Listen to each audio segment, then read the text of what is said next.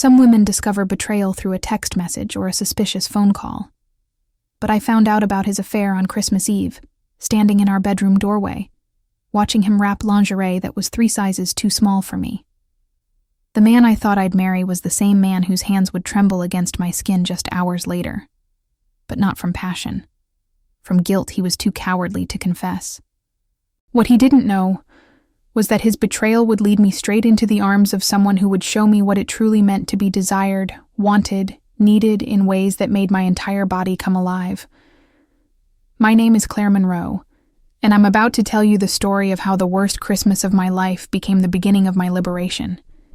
This isn't just about revenge, though I'll admit that played its part. This is about the moment I realized I had been settling for crumbs when I deserved the entire feast.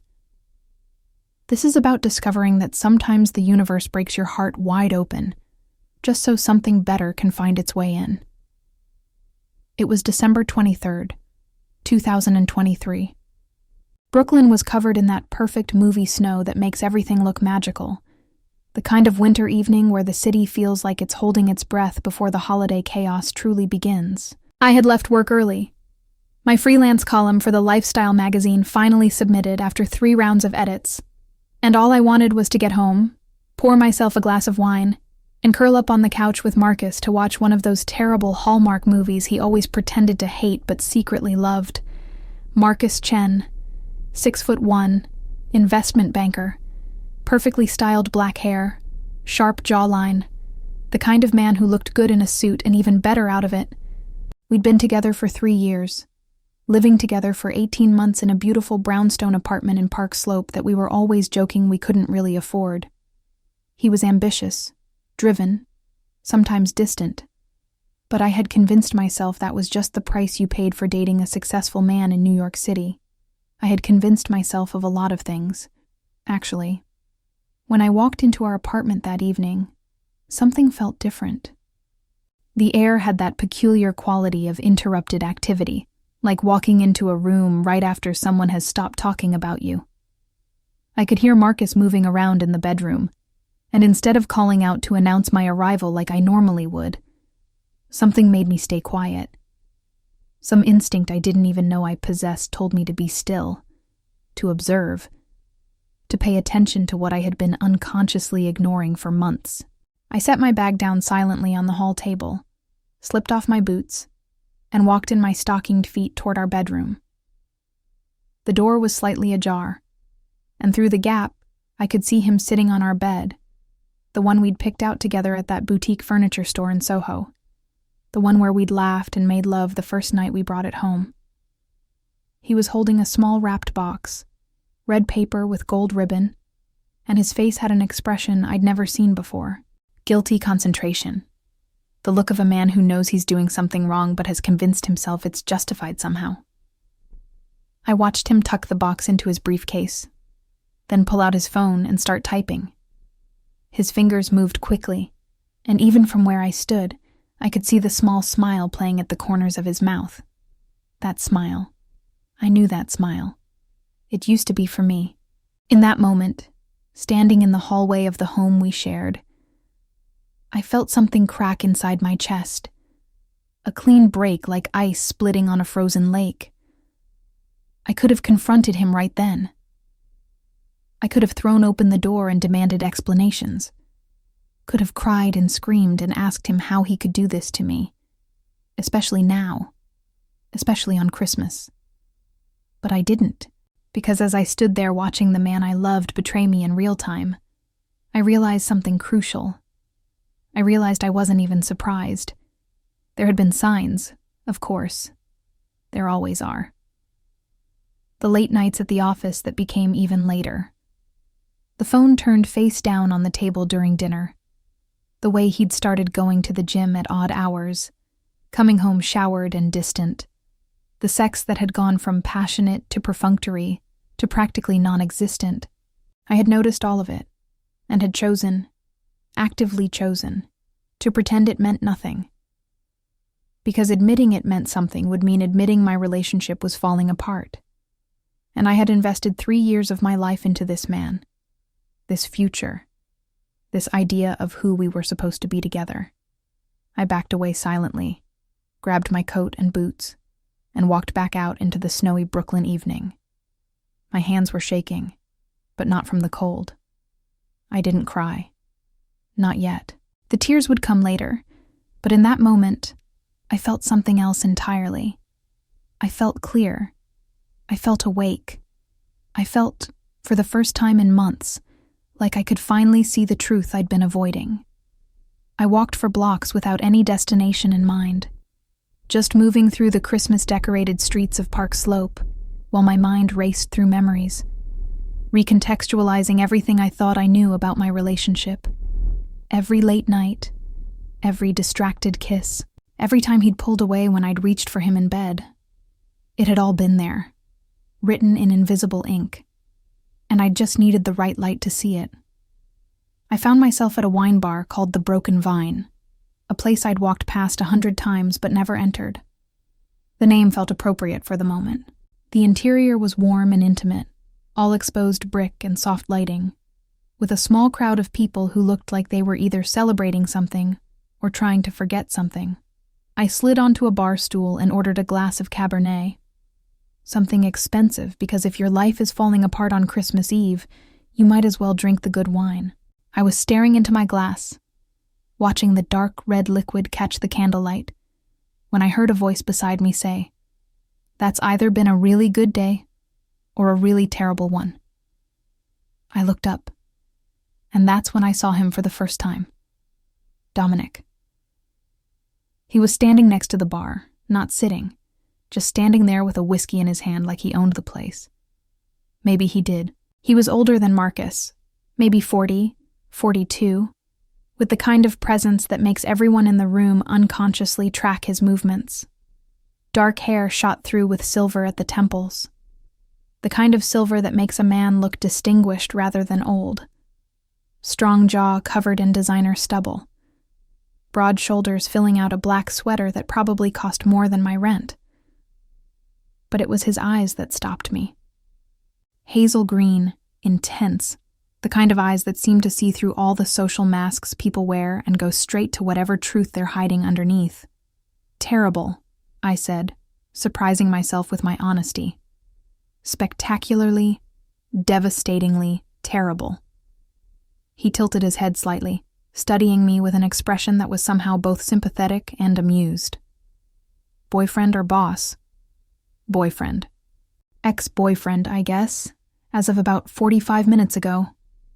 His loss, he said simply, and the way he said it, with absolute certainty, with no trace of the polite platitudes people usually offer in these situations, made something warm unfurl in my chest. "You don't even know me," I pointed out, taking a sip of my wine. "I know you're sitting in a bar on Christmas Eve, drinking wine that costs $30 a glass, wearing an expression that says you just watched your world implode, but you're not going to give anyone the satisfaction of seeing you fall apart. I know you're beautiful, intelligent, and probably way too good for whatever idiot just lost you.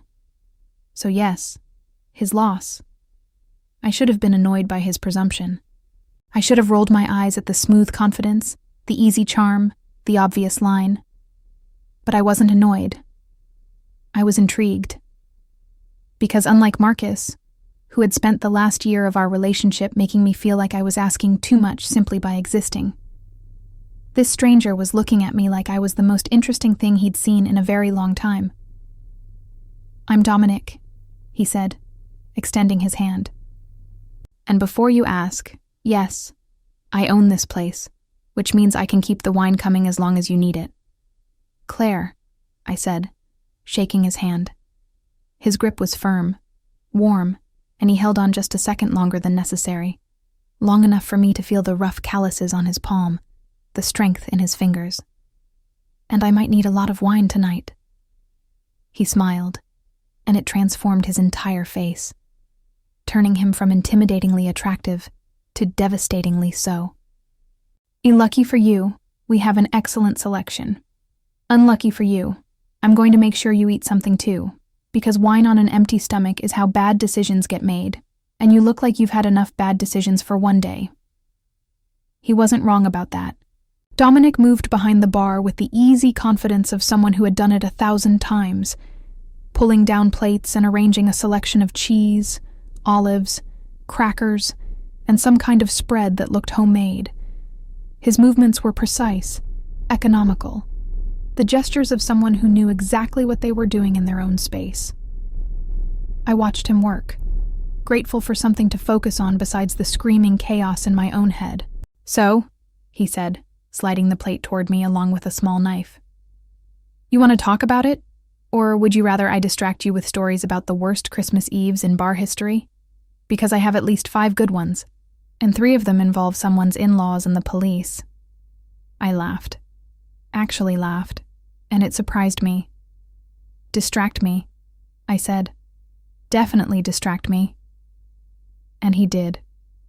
For the next hour, Dominic told me stories about his bar, the neighborhood, the characters who passed through his doors. He was funny, self-deprecating in a way that felt genuine rather than performative, and he had that rare quality of making whoever he was talking to feel like the only person in the world.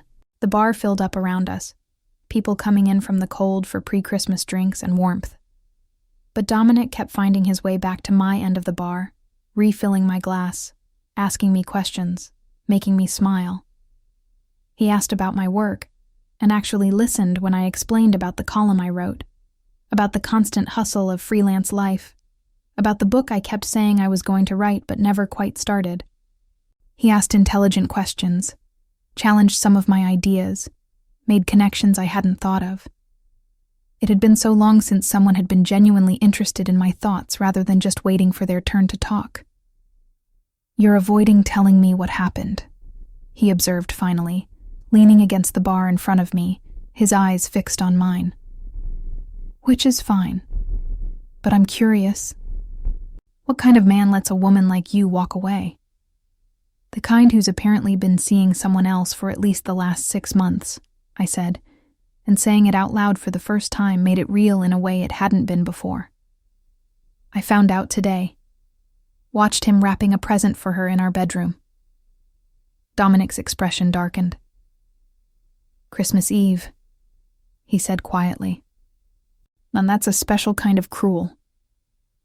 "The worst part," I continued, surprised at how easy it was to talk to him, "is that I think I knew.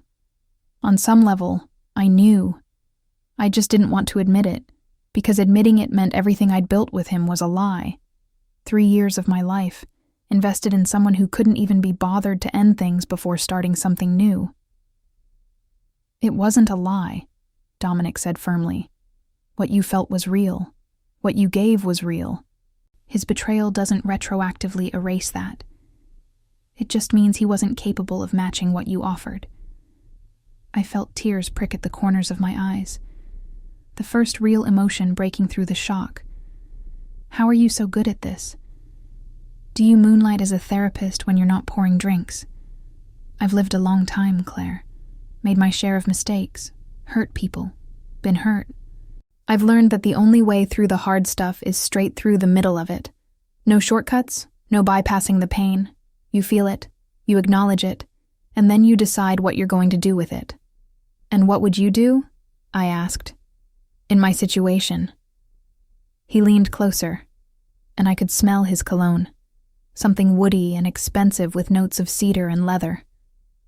I'd make sure he knew exactly what he lost. But more importantly, I'd make sure I knew my own worth, that whatever he did or didn't do has absolutely nothing to do with what you deserve. The bar was getting louder around us, Christmas music playing, people laughing and celebrating. But in that moment, it felt like we were in our own bubble, separate from everything else. I was aware of how close he was, aware of the way his eyes kept dropping to my mouth when I spoke, aware of the heat building between us despite the cold December night outside.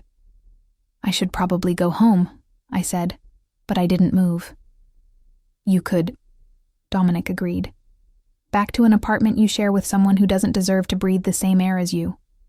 Or you could stay here, have another drink, and let me feed you something more substantial than cheese and olives.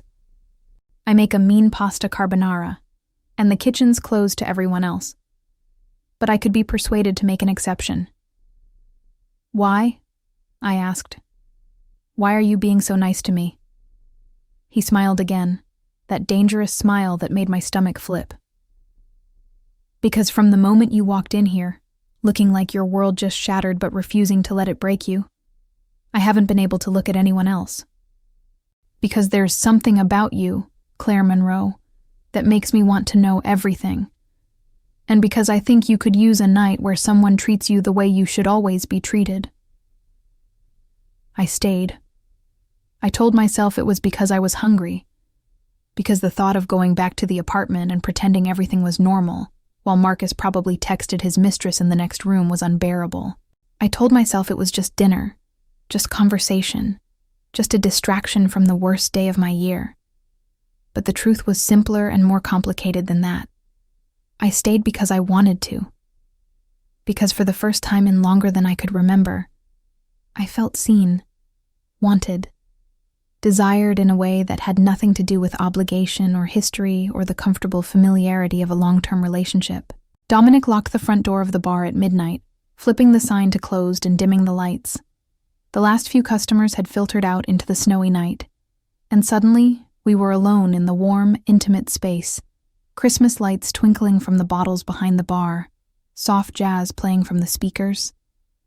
He led me to the kitchen, a professional space of stainless steel and carefully organized tools, and started pulling out ingredients. I sat on a stool by the prep counter and watched him cook, something deeply intimate about watching someone work in their element.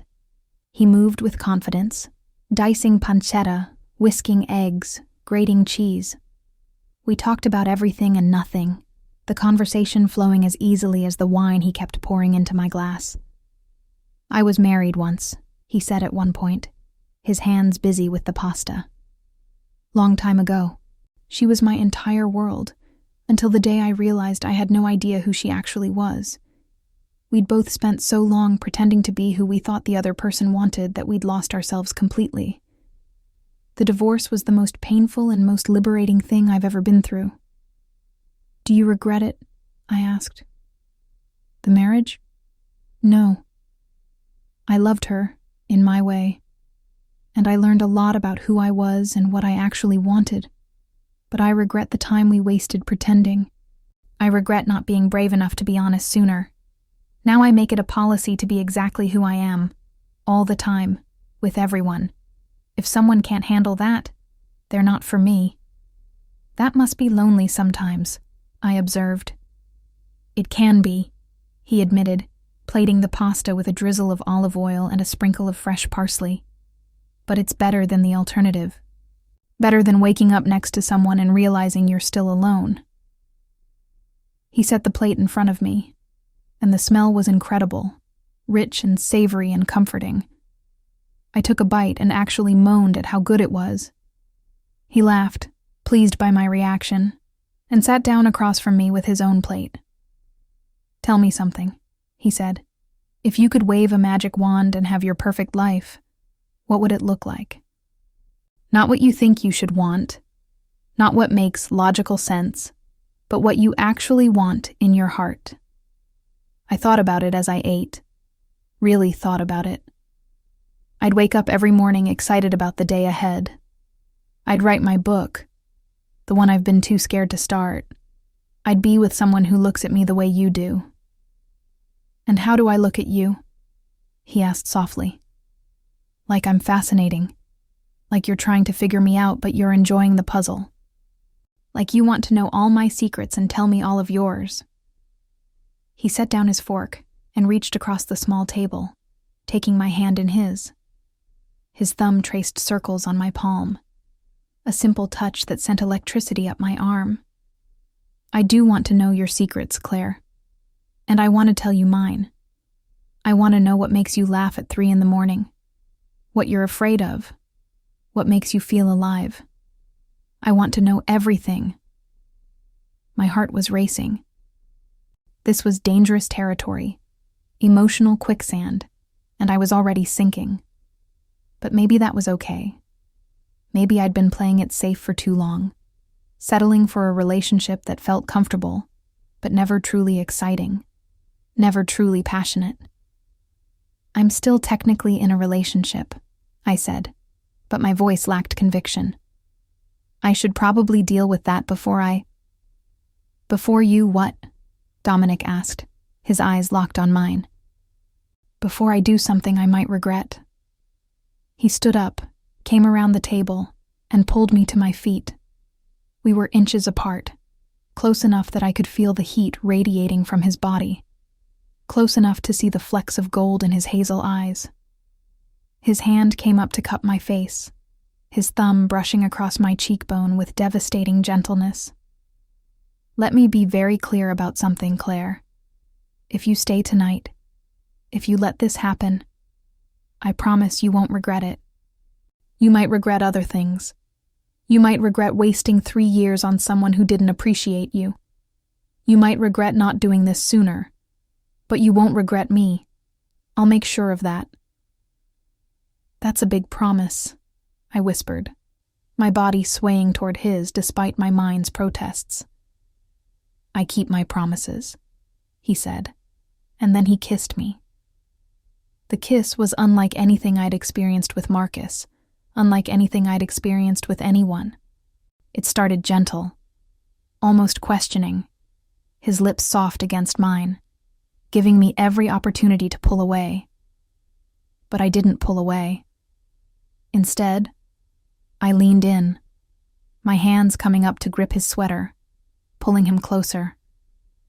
The gentleness lasted about 5 seconds before something shifted, became urgent and hungry and absolutely consuming. His hands tangled in my hair, tilting my head back to deepen the kiss, and I opened for him, tasting whiskey and want and promises he hadn't yet made out loud. I felt his body press against mine, all hard muscle and controlled strength, felt myself arch into him like a plant seeking sunlight. He pulled back just enough to look at me, his breathing as ragged as mine, his eyes dark with desire. "Tell me to stop," he said roughly. "Tell me this is too fast, too soon, too much, and I'll stop. I'll call you a car, send you home, and we can pretend this never happened. But if you don't tell me to stop, Claire, I'm going to take you upstairs to my apartment and spend the rest of this night showing you exactly how you should be treated, how you should be touched, how you should be worshipped." Every rational thought in my head screamed that this was crazy, that I should slow down, that I was emotional and vulnerable and making decisions I'd regret in the morning. But there was another voice, quieter but stronger, that said this was exactly what I needed, that Marcus had been lying to me for months, had been touching someone else while coming home to me, and I owed him nothing, that I deserved to feel desired, to feel wanted, to feel the kind of passion I'd been starving for while pretending I was satisfied. "Don't stop," I said. The apartment above the bar was like him, sophisticated, masculine, surprisingly warm. Exposed brick walls, leather furniture, bookshelves overflowing with everything from philosophy to fiction, art that looked original rather than mass-produced. He barely gave me time to take it in before his mouth was on mine again, walking me backwards through the space toward what I assumed was his bedroom. We left a trail of clothes through the apartment. My coat dropped in the hallway. His sweater pulled over his head, revealing a body that made my mouth go dry, all defined muscles and bronze skin with a scattering of dark hair across his chest. My sweater, carefully peeled off while he kissed every inch of skin he revealed. His hands on the zipper of my jeans, sliding them down my hips while his mouth traced the line of my collarbone. By the time we reached his bedroom, I was in just my bra and underwear, and he was in his boxer briefs, and the sight of him, all power and control barely restrained, made me actually weak in the knees. He must have noticed because he scooped me up, holding me against his chest like I weighed nothing, and laid me down on his bed with a gentleness that contrasted sharply with the hunger in his eyes. "You're so beautiful," he said, kneeling on the bed beside me, his hand tracing the curve of my hip, my waist, the underside of my breast. "I've been imagining this since you walked into my bar, but the reality is so much better than anything I pictured." Marcus had stopped complimenting me months ago, had stopped really looking at me, had stopped making me feel like I was anything special. But Dominic was looking at me like I was a feast and he was starving, like he wanted to memorize every detail, like I was something precious and perfect. His mouth followed the path his hand had traced, kissing and tasting and exploring, taking his time despite the urgency I could feel radiating from him. He unhooked my bra with practiced ease, tossed it aside, and then his mouth was on my breast, his tongue circling my nipple while his hand kneaded the other, and I heard myself make a sound I didn't recognize, desperate and pleading.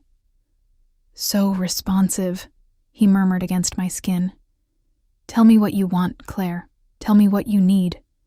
"You," I gasped. I need you." He smiled against my stomach, kissing lower, his hands hooking into my underwear and slowly, torturously slowly, pulling them down my legs. I was completely bare before him, completely vulnerable, and instead of feeling exposed, I felt powerful, watching the way his eyes darkened, hearing the rough exhale of his breath. What happened next was a revelation. He touched me like he had all the time in the world, like learning my body was the most important project he'd ever undertaken. His fingers explored, finding spots that made me gasp, rhythms that made me arch off the bed. His mouth followed, tasting and teasing until I was begging, actually begging, my hands fisted in his hair. When I came the first time, it was explosive. Stars behind my eyes, my entire body tensing and then releasing in waves that seemed to go on forever. He didn't stop, just gentled his touch, drawing it out until I couldn't tell where one orgasm ended and the next began. "Dominic," I panted, pulling at his shoulders. Please, I need—" "What do you need, beautiful?" he asked, kissing his way back up my body, settling between my thighs, the weight of him perfect and grounding. "I need you inside me. I need to feel you." He reached into his nightstand, pulled out a condom, and I watched him roll it on, the sight of his body, hard and ready for me, making heat pool low in my belly all over again. He positioned himself at my entrance, looking down at me with an intensity that stole my breath. "I've got you," he said softly. "I promise I've got you." And then he pushed inside, and the feeling was indescribable. Perfect fullness, perfect stretch, like every nerve ending in my body had been waiting for this exact sensation. He moved slowly at first, letting me adjust, his eyes never leaving mine, watching every expression that crossed my face. "Okay?" he asked, his voice strained with the effort of his control. "More than okay," I breathed. "Don't hold back. I want all of you." Something shifted in his expression, a leash snapping, and then he was moving with purpose, deep strokes that hit something inside me that made me see stars. I wrapped my legs around his waist, my nails digging into his back, meeting him thrust for thrust. The headboard banged against the brick wall. The sound of our bodies coming together filled the room. He hooked my leg over his shoulder, changing the angle, going impossibly deeper, and I cried out his name. "That's it," he groaned. "Let me hear you. Let the whole building know how good I'm making you feel." We moved together like we'd done this 1,000 times before, like our bodies recognized each other, like this was always inevitable. He knew exactly when to go harder, when to slow down, when to change the angle. He played my body like an instrument, drawing sounds from me I'd never made before. "Come for me, Claire," he commanded, his hand sliding between our bodies, his thumb finding that perfect spot while he continued to drive into me. "Come for me while I'm inside you. I want to feel it."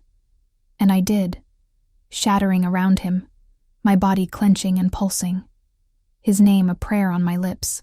He followed moments later, his own release tearing through him, my name rough and reverent in his throat.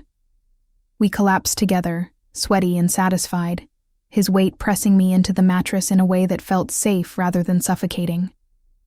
He rolled to the side, pulling me with him, arranging me against his chest with my head over his heart. I could hear it pounding, gradually slowing, matching the rhythm of my own. Stay, he murmured into my hair. Stay the night. Let me make you breakfast in the morning. Let me prove that last night wasn't a fluke. I should have felt guilty. I should have felt like I'd just made the biggest mistake of my life. But I didn't. I felt awake. I felt alive. I felt like I'd just discovered something about myself I'd forgotten existed. Okay, I whispered. I'll stay. I woke up to winter light filtering through unfamiliar windows and the smell of coffee and something baking. For a moment, I was disoriented, not sure where I was. And then the previous night came rushing back, and I felt my face heat with the memory of everything that had happened. I was in Dominic's bed, wearing one of his t-shirts that he must have dressed me in at some point during the night, and I felt like I'd been thoroughly and completely ravished. Every muscle ached in the best possible way. My lips felt swollen from kissing. There was a pleasant soreness between my thighs that made me shiver, remembering how it got there. I found my phone on the nightstand, and my stomach dropped when I saw the notifications. 17 missed calls from Marcus, 32 text messages. The first few were asking where I was, if I was okay, then they got angry, then worried. The most recent one, from an hour ago, just said, "Claire, please, we need to talk." I stared at the screen, feeling nothing. No guilt, no sadness, no desire to respond. Just a sort of calm clarity about what needed to happen next. I got up, used the bathroom, splashed water on my face, and followed the smell of coffee to the kitchen.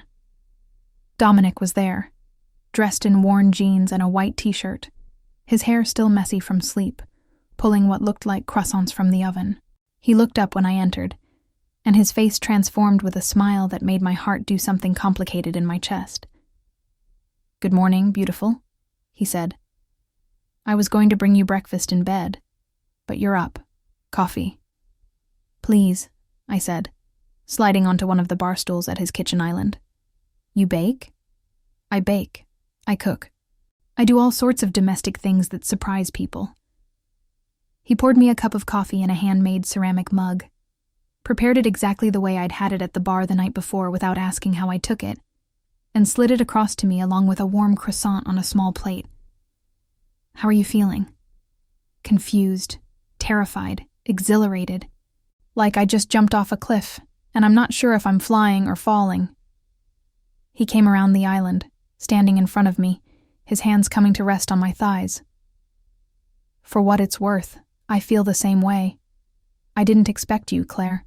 I didn't expect to want someone this much after knowing them for less than 12 hours. I need to go home," I said. "I need to end things properly with Marcus. I need to figure out what the hell I'm doing with my life." "I know," he said simply. "And I'm not going to pressure you or make demands or try to turn last night into something you're not ready for. But I want you to know that this wasn't just a one-night thing for me. I want to see you again. I want to take you to dinner, take you to the theater, take you anywhere you want to go. I want to know you, Claire Monroe, and I want you to know me." "What if I'm a mess?" I asked. "What if it turns out that last night was just adrenaline and revenge and emotional chaos? Then you'll be a mess, and we'll figure it out together. But I don't think that's what this is. I think you and we recognize something in each other. And I think if you give this a chance, if you give us a chance, we could be spectacular together." I went home around noon on Christmas Eve, still wearing my clothes from the previous day, my hair probably screaming that I'd spent the night somewhere else, my body still humming with the memory of Dominic's hands, his mouth, the way he'd made me feel worshipped and wanted, and utterly consumed. Marcus was in the living room when I walked in, pacing, his phone in his hand. He looked up when he heard the door, and his expression cycled through relief, anger, and something that might have been guilt. "Where the hell have you been?" he demanded. "I've been calling you all night. I was about to call the police." "I was out," I said calmly, setting my bag down, taking off my coat. "Out where?" It's Christmas Eve, Claire. We had plans. My parents are coming tomorrow. We have dinner reservations tonight. What am I supposed to tell them? I looked at him, really looked at him, and felt absolutely nothing. No love, no anger, not even the hurt I'd expected. Just a sort of detached observation that this man, who I'd spent 3 years of my life with, had never really known me at all. Tell them the truth, I said. Tell them that you've been cheating on me for at least 6 months, probably longer.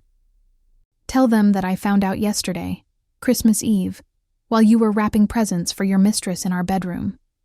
Tell them that instead of coming home and confronting you, I went out and had the best night of my life with someone who actually knows how to appreciate a woman. The color drained from his face. Claire, how did you... It doesn't matter how I know. What matters is that I do know, and this is over. Marcus, we're over. I'll be out of here by the end of the week. You can have the apartment, you can have the furniture, you can have whatever story you want to tell your parents about why we broke up. But I'm done. You slept with someone else, he said, and I actually laughed at the hypocrisy. Yes, I did, and it was incredible. He made me feel things I've forgotten I could feel.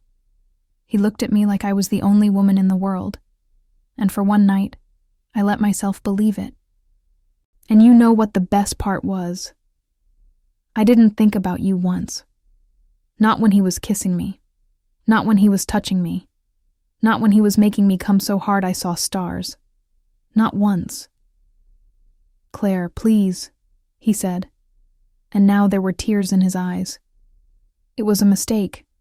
She doesn't mean anything. It was just physical. It didn't mean what we have. We don't have anything anymore, I interrupted. We haven't had anything in a long time. You checked out of this relationship months ago, Marcus. You just didn't have the courage to actually end it. Well, I'm ending it for you. Consider it my Christmas gift. Is this about the other guy? He asked desperately. Because one night doesn't mean anything, Claire. You're emotional. You're hurt. You're not thinking clearly. I'm thinking more clearly than I have in years, I said. And no, this isn't about Dominic. This is about me finally valuing myself enough to walk away from someone who doesn't. This is about me refusing to settle for scraps when I deserve the whole meal. This is about me choosing myself for once.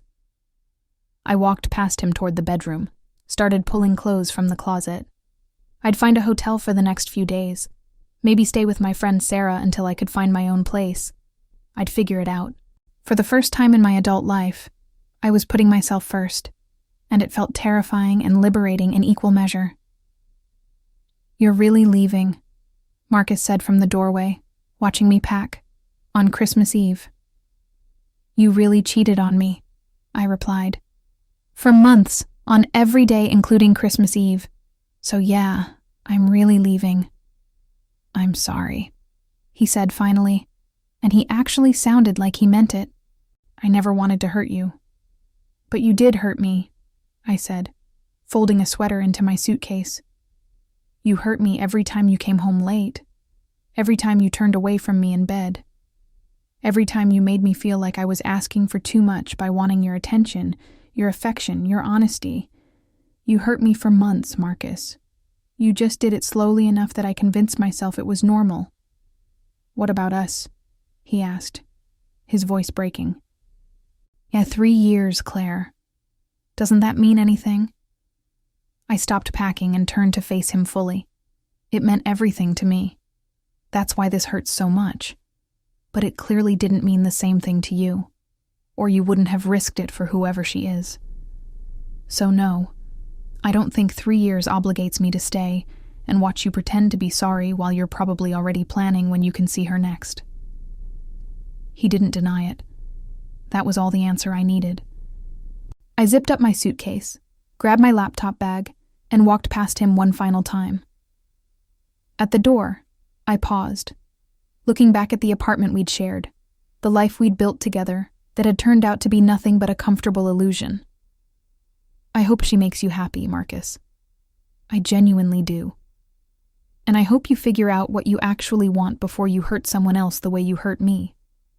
But mostly, I hope you learn that love isn't something you do when it's convenient. It's something you choose, every single day, even when it's hard, especially when it's hard. Where will you go? He asked quietly. That's not your concern anymore, I said. And then I walked out, closing the door on 3 years of my life and stepping into something uncertain and terrifying, and entirely my own. I spent Christmas Eve night at Sarah's apartment in the Upper East Side, drinking wine on her couch while she alternated between wanting to hunt Marcus down and celebrating the fact that I'd spent the night with a mysterious bar owner who apparently made me come so hard I saw stars. I always thought he was too controlled, Sarah said, refilling my glass. Too buttoned up, like he was constantly calculating the return on investment of every interaction. You need someone passionate, Claire. Someone who makes you feel alive. Dominic makes me feel alive, I admitted, and just saying his name made warmth spread through my chest. But Sarah, I just ended a 3-year relationship approximately 8 hours ago. I can't jump into something new. That's insane, right? Who said anything about jumping into something? Sarah asked. Go on a date with the man. See where it goes. You're allowed to explore connections, Claire. You're allowed to feel good. You're especially allowed to feel good after what Marcus put you through. My phone buzzed on the coffee table. Dominic. We'd exchanged numbers before I left his apartment, and he'd texted me earlier to make sure I was okay, that I'd gotten somewhere safe. This message just said, thinking about you, hope you're doing okay. No pressure, but I'd really like to see you again. Tomorrow. The next day, whenever you're ready. I showed Sarah the text, and she actually squealed. He's perfect. He's giving you space but making his interest clear. Claire, go out with him. Please, you deserve this. I typed back, tomorrow. Dinner? His response came immediately. I'll pick you up at 7. Wear something that makes you feel beautiful. Christmas Day was surreal. I borrowed clothes from Sarah, went to her family dinner where everyone was overly polite about my sudden appearance, and tried not to check my phone every 5 minutes to see if Dominic had texted again. He had, just once, a simple, Merry Christmas, beautiful, that made me smile like a teenager. Marcus texted too, long paragraphs about how sorry he was, how he'd made a mistake, how we could work through this if I just came home and talked to him. I didn't respond. There was nothing left to say. On the 26th, I went back to the apartment while Marcus was at work and packed up more of my things. The place already felt foreign, like a home I'd once visited but never actually lived in. I took my books, my clothes, my laptop, the few pieces of art that were actually mine.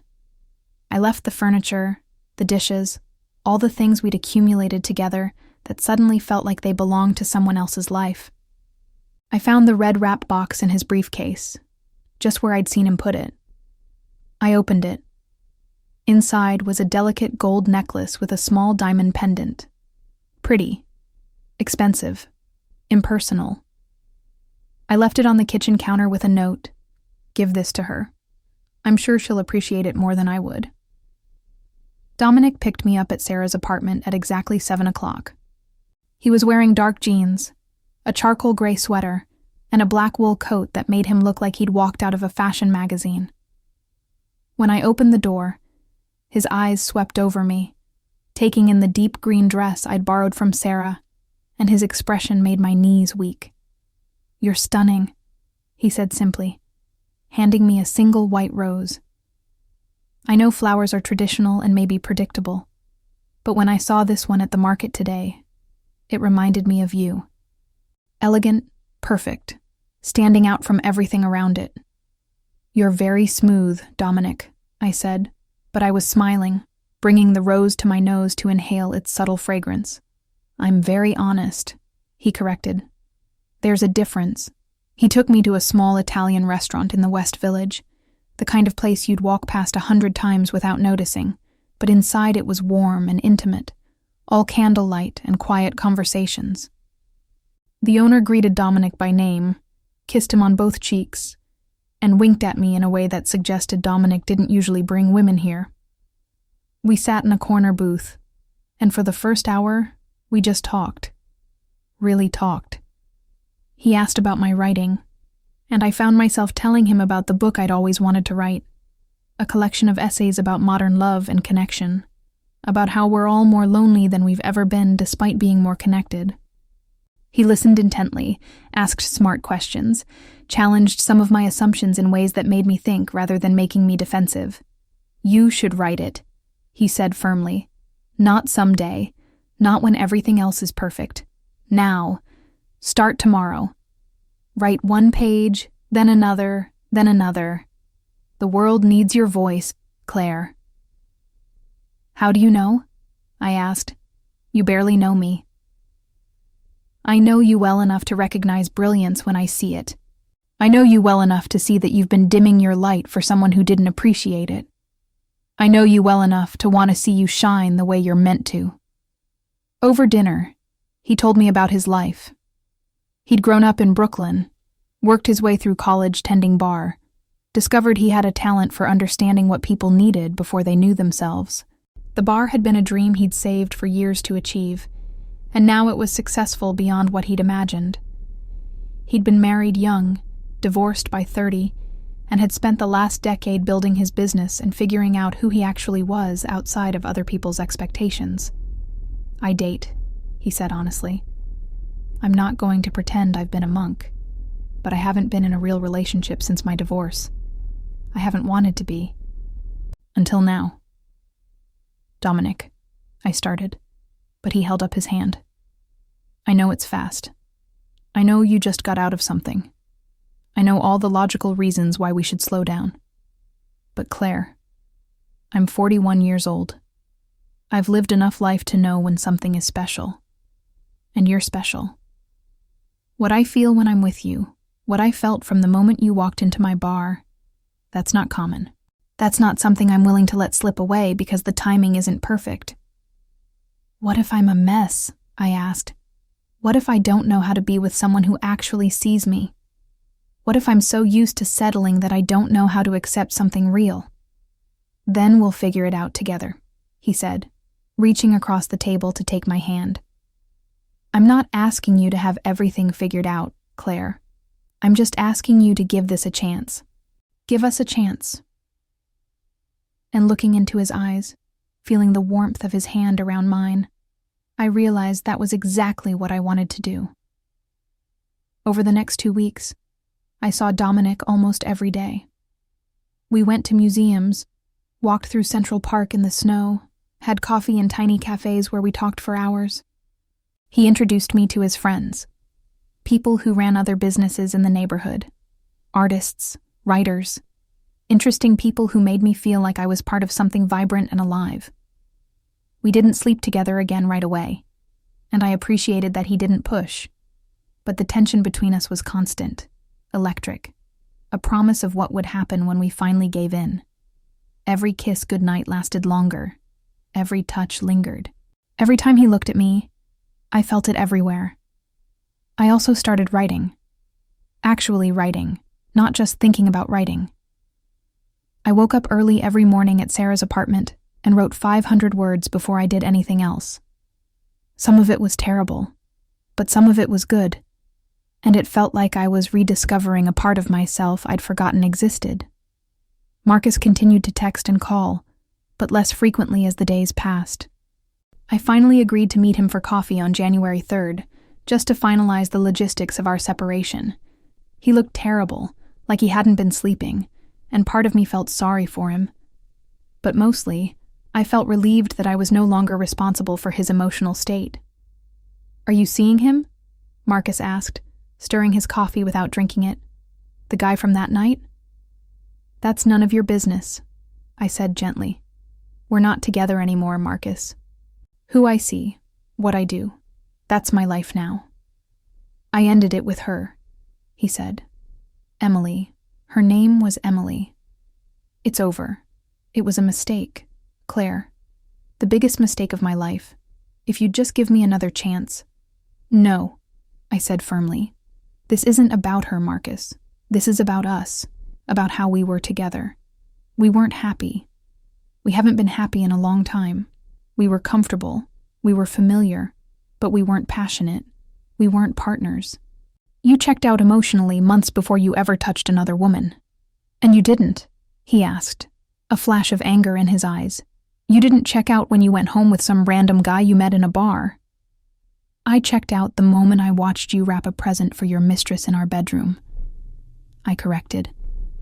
Everything that happened after that was me finally valuing myself enough to walk away from someone who didn't. And honestly, Marcus, I hope you find someone who makes you happy. I hope you figure out what you actually want, instead of just following the script of what you think you're supposed to want. But that someone isn't me. We divided our belongings, agreed on who would handle what bills, and parted with a hug that felt like closing a book I'd already finished reading. It was sad, but it was also necessary. It was also final. Dominic invited me to his place for New Year's Eve. Just the two of us, he said. No party, no crowds, just dinner and champagne and welcoming the new year together.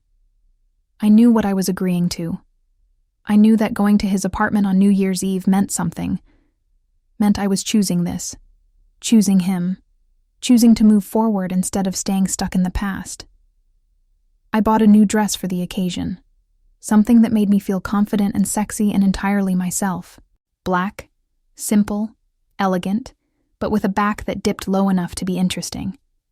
I did my hair, my makeup, spritzed on perfume, and looked at myself in the mirror. The woman looking back at me was someone I recognized but hadn't seen in a while. Someone who knew what she wanted and wasn't afraid to reach for it. When I arrived at Dominic's apartment, he had transformed it. Candles everywhere, soft music playing, the small dining table set with real china and crystal glasses. He'd cooked, actually cooked, and the apartment smelled amazing, like garlic and wine and something sweet baking in the oven. You did all this? I asked, taking off my coat, watching his eyes darken as he took in my dress. I wanted tonight to be special, he said, coming to me, his hands settling on my waist, pulling me close. I wanted you to know how much this means to me. How much you mean to me. He kissed me then, soft and sweet and full of promise, and I felt myself melt into him, my hands coming up to thread through his hair. When we pulled apart, we were both breathing hard, and I could feel the effort it took for him to step back, to maintain control. Dinner first, he said, his voice rough. I didn't spend all afternoon cooking, just to let it burn. Dinner was incredible. He'd made everything from scratch, even the pasta. And every bite was an expression of care, of attention, of someone who understood that food could be an act of love. We talked and laughed and drank wine. And with every moment that passed, I felt more certain that this was right, that he was right, that choosing to move forward with him wasn't reckless or rebound behavior, but simply recognizing something real when it appeared. At 11:45, we moved to his couch with champagne, watching the ball drop on TV like millions of other people across the city. But it felt like we were the only two people in the world, curled together, his arm around my shoulders, my head on his chest. What do you want from this year? He asked, as the countdown began on the screen. I want to write my book, I said. I want to build a life that feels like mine, not like something I fell into. I want to be brave. I want to let myself feel things without being afraid of getting hurt. What about us? He asked softly. What do you want for us? The countdown reached 10, 9, 8. I want to see where this goes, I said, turning to look up at him. I want to stop overthinking and just feel. I want to let myself fall for you, even though it terrifies me. 5, 4, 3. I'm already falling, he said, his hand coming up to cup my face. I've been falling since the moment you walked into my bar. 2, 1. Happy New Year, Claire, he whispered against my lips. Happy New Year, Dominic, I whispered back. And then we were kissing, deep and desperate, and full of everything we'd been holding back. The television cheered and celebrated in the background, but we didn't notice. We were too busy losing ourselves in each other. This time, there was no hesitation, no questions about whether this was too fast or too soon. This time, we both knew exactly what we wanted. His hands were in my hair, mine were pulling at his shirt, and we were moving together toward the bedroom, shedding clothes as we went, leaving a trail of fabric and inhibition behind us. He laid me down on his bed with a reverence that made my breath catch, and then he was everywhere, his mouth on my neck, my collarbone, my breasts. He took his time, worshipping every inch of my body like it was something sacred, like I was something precious. His hands mapped my curves, finding every spot that made me gasp, every touch that made me arch into him. You're so beautiful, he murmured against my skin. So responsive. I love watching you come alive under my hands. When his fingers found me, I was already wet, already desperate for him. He stroked me slowly, building the tension, watching my face with an intensity that made me feel completely exposed and completely safe at the same time. When he added his mouth, his tongue circling and teasing while his fingers moved inside me, I came apart, crying out his name, my hands fisted in the sheets. He didn't give me time to recover, just kept touching, kept tasting, building me up again until I was begging, actually begging, for him to be inside me. Please, I gasped. Dominic, please, I need you. He rose above me, his body powerful and perfect in the candlelight, and I watched him roll on protection, my mouth dry with anticipation. When he finally pushed inside, filling me completely, we both groaned at the sensation. He felt even better than I remembered. Perfect fullness, perfect friction, like our bodies were designed specifically for this. We moved together, finding a rhythm that was both urgent and unhurried, taking our time even as the need built between us. He hooked my leg over his hip, changing the angle, going deeper, and I cried out at the intensity of it. Every thrust hit something inside me that made stars burst behind my eyes. Look at me, he commanded, and I opened my eyes, met his gaze. I want to see you when you come. I want to watch you fall apart for me. His hand slipped between our bodies, his thumb finding that perfect spot, circling with just the right pressure. And I was done, shattering around him, his name a prayer on my lips. He followed moments later, his own release tearing through him, my name rough and reverent in his throat. We collapsed together, sweaty and satisfied, his weight pinning me to the mattress in the best possible way. When he finally rolled off me, he immediately pulled me against his chest, arranging me so my head was over his heart, his fingers tracing lazy patterns on my bare shoulder. Stay, he murmured into my hair. Not just tonight. Stay with me. Move in. I know it's fast. I know it's crazy. But Claire, life is too short to waste time pretending we don't want what we want. And I want you here, in my space, in my bed, in my life. I should have said it was too soon. I should have said I needed my own space, my own apartment, time to figure out who I was outside of a relationship. But lying there in his arms, feeling safe and wanted and completely myself, I realized I didn't want to play it safe anymore. Playing it safe had gotten me 3 years with someone who didn't truly see me. Taking a risk had gotten me this man, this connection, this feeling of coming home to myself. Okay, I whispered. Yes, I'll stay. The revenge I took on Marcus wasn't dramatic or public or designed to hurt him the way he'd hurt me. It was simpler than that, and far more effective. The revenge was living well. The revenge was choosing someone better. The revenge was refusing to let his betrayal make me smaller or more afraid or less willing to open my heart. I moved into Dominic's apartment in mid-January, bringing my books and my laptop and my slowly growing manuscript. Sarah threw me a "moving in with a man you've known for 3 weeks" party that was really just an excuse to drink wine and celebrate the fact that I looked happier than I had in years. Marcus saw us together once, in early February. We were walking through Park Slope, holding hands, laughing about something stupid, and he was coming out of a coffee shop. Our eyes met across the street, and I saw the exact moment he registered who I was with, saw the recognition followed by something that looked like regret.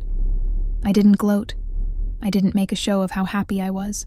I just smiled at Marcus, a real smile that said, "I'm okay, I'm better than okay, and I hope you figure out how to be okay too."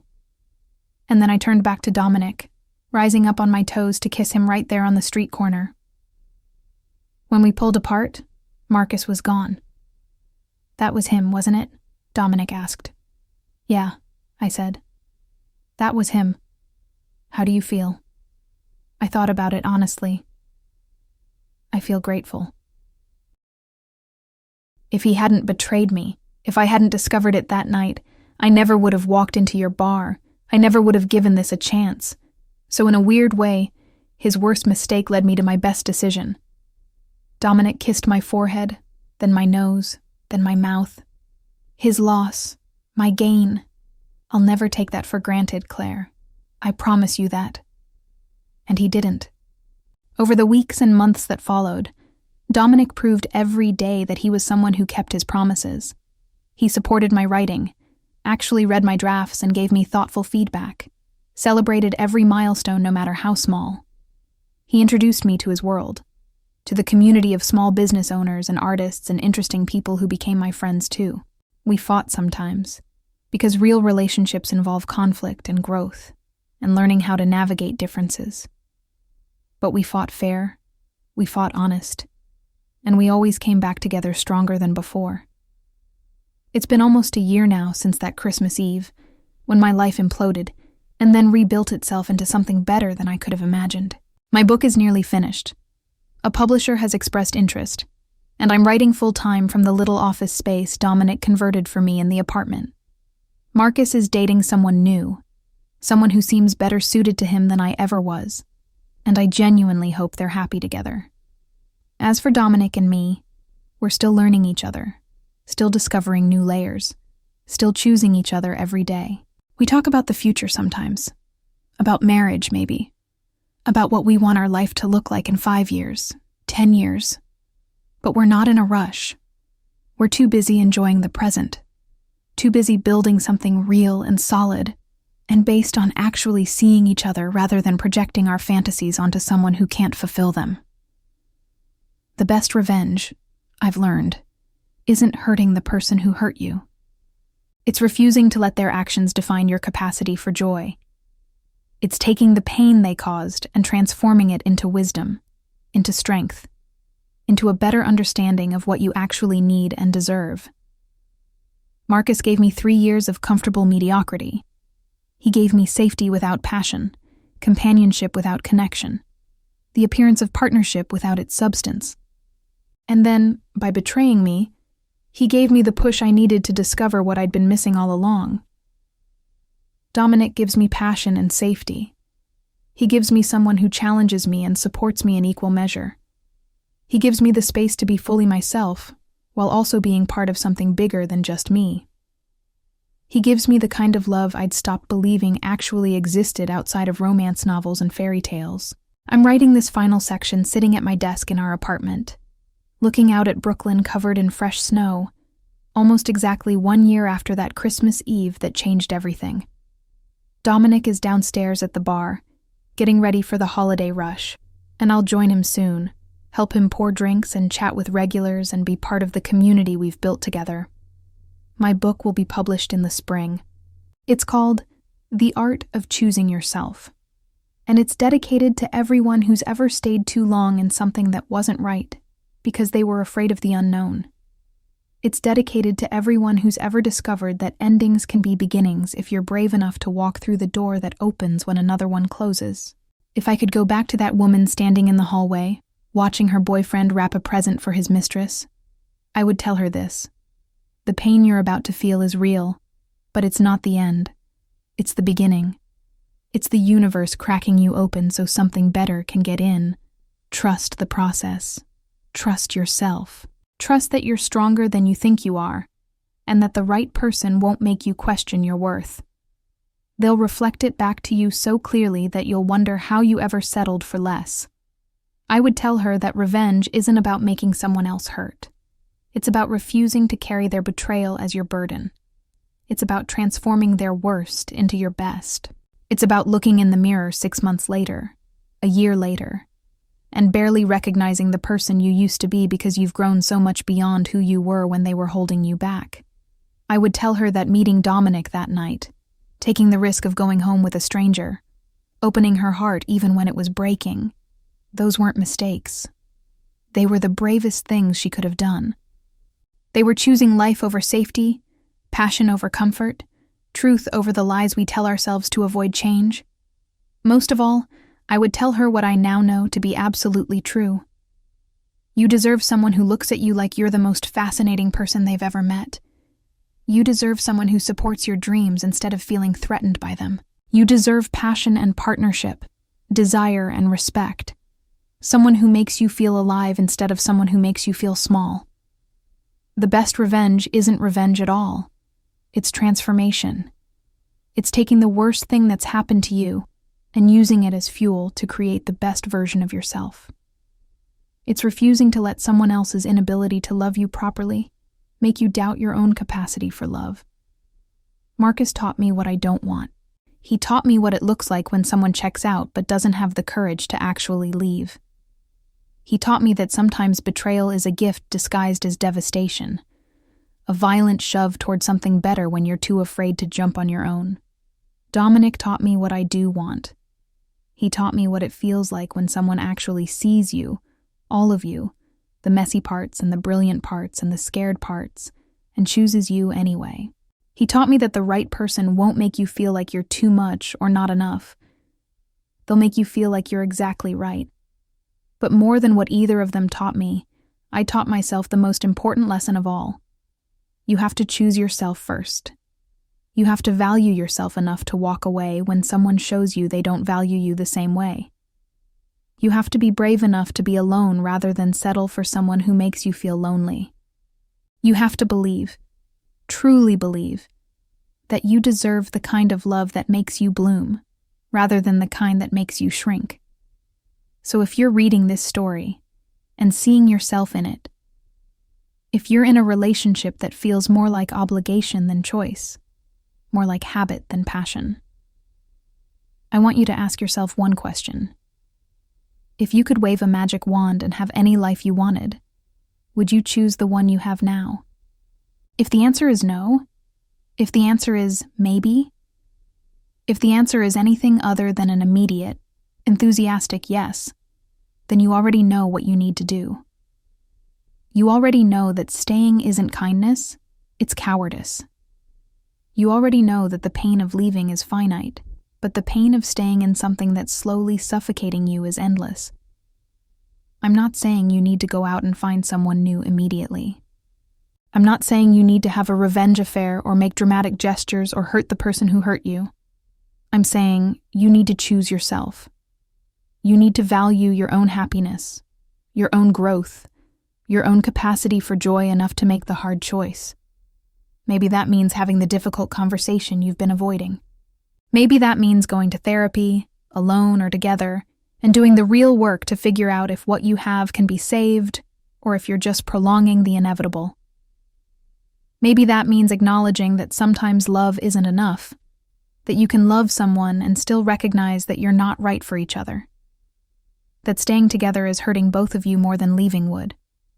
And if you do leave, if you do choose yourself, know that it gets better. The grief is real, the uncertainty is uncomfortable, and there will be days when you question everything. But there will also be days when you wake up and realize you're excited about your life again. Days when you laugh without holding back. Days when you meet someone new and feel that spark of possibility, that sense that maybe, just maybe, there's something better waiting for you than what you left behind. Your story doesn't end with betrayal. It doesn't end with heartbreak. It doesn't end with someone else's inability to see your worth. Your story is just beginning. And the best chapters, the ones that make you feel alive and grateful and utterly yourself, those are still ahead of you. All you have to do is be brave enough to turn the page. I hear the apartment door open, and moments later, Dominic's arms wrap around me from behind, his chin resting on my shoulder as he reads what I've been writing. "Finishing the book?" he asks softly. "Finishing our story," I correct, "or at least this chapter of it." He kisses my temple, that casual affection that still makes my heart flutter even after a year. "It's a good story. But you know what the best part is?" "What?" "We're still writing it. Every day, every moment, every choice we make together. The story doesn't end here, Claire. It just keeps getting better." And as I save the document, as I turn in his arms to kiss him properly, as I look into the eyes of the man who saw me when I couldn't see myself, I realize he's absolutely right. The best revenge isn't a single moment of triumph or vindication. It's not about making someone realize what they lost or proving them wrong. The best revenge is building a life so good, so full, so authentically yours that the person who hurt you becomes nothing more than a footnote in your origin story. The best revenge is living well. And I'm living better than I ever dreamed possible. This is Claire Monroe, reminding you that sometimes the worst thing that happens to you leads you straight to the best thing. Sometimes betrayal is just the universe making room for something better. Sometimes the end is really just the beginning. Choose yourself. Always choose yourself, because you deserve someone who chooses you back.